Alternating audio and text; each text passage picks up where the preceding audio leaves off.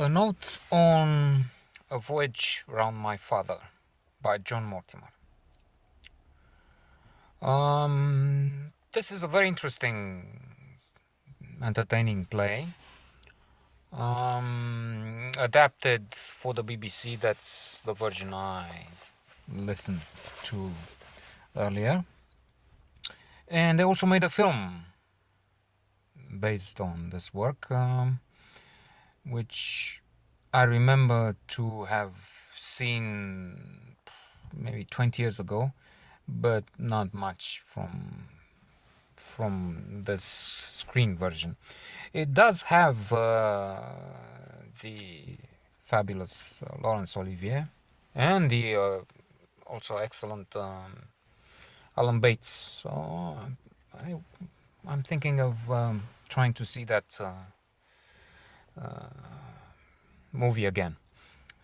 We have an intriguing character at the center of this account, the father, who is blind.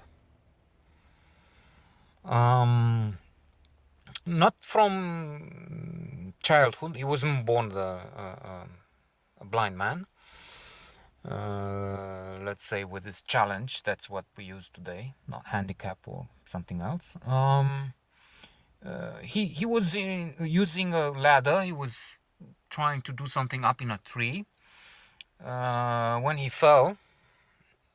Terrible accident with horrifying details described within. Eyes popped out of his sockets, I guess literally, and so he's blind. He does not mention, however, his blindness. Disability. Yes, disability is a word we accept, politically correct today. And the son, who's also the narrator, doesn't understand. I don't get it. How he can appear to ignore this, or he doesn't mention. He doesn't appear. He doesn't seem to be angry. He, however, is worked up. He has a fit. They put a running egg or something in his plate, so he's not shouting out, "Oh my God!" or "What a terrible fate!" or on account of this challenge. It can be misery for some, but he's upset to an extreme by apparently petty minor events. It is also true that I've been reading for the last 3-4 years psychology and positive psychology, and there is a phenomena called hedonic adaptation. The downside of that is that we adapt, hence the adaptation in the word, to good things. We have a nice car, but then we see a neighbor who has a newer, nicer one, and then we want that one. We adapt to this. We don't even see this anymore.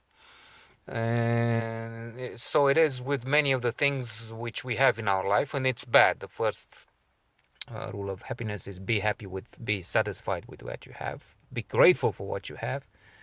And you can also do an exercise, counting your blessings. Each day or a few days distance, you can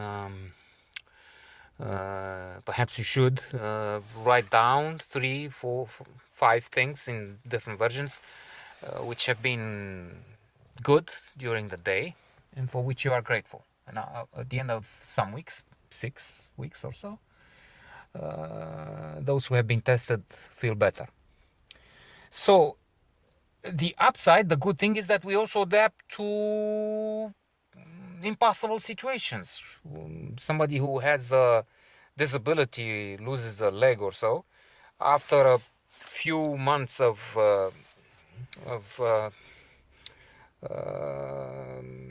unhappiness, feeling very low, tends to come up to the base level of happiness, to return to.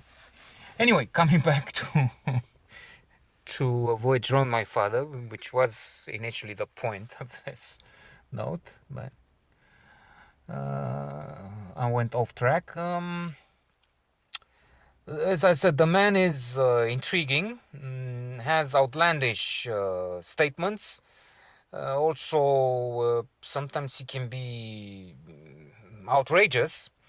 He says, in a war, try not not be safe, something like that.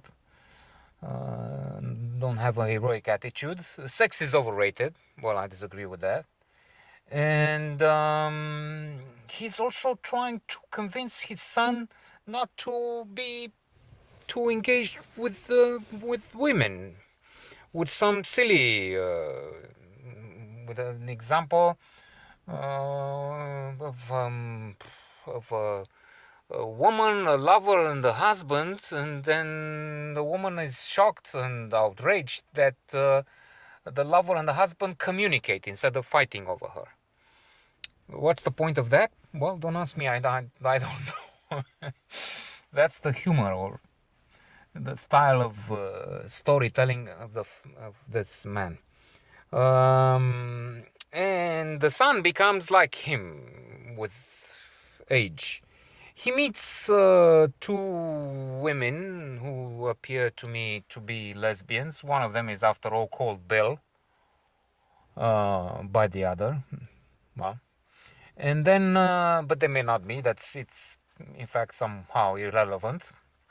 And then he meets Elizabeth, who has kids already.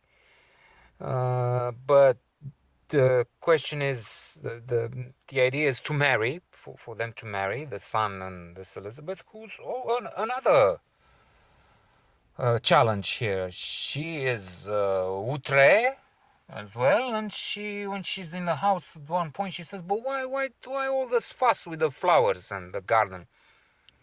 She says to the father, you don't see them anyway. Elizabeth. What? He's blind, isn't he? Well, interesting. At times a bit shocking and maybe challenging, but good play.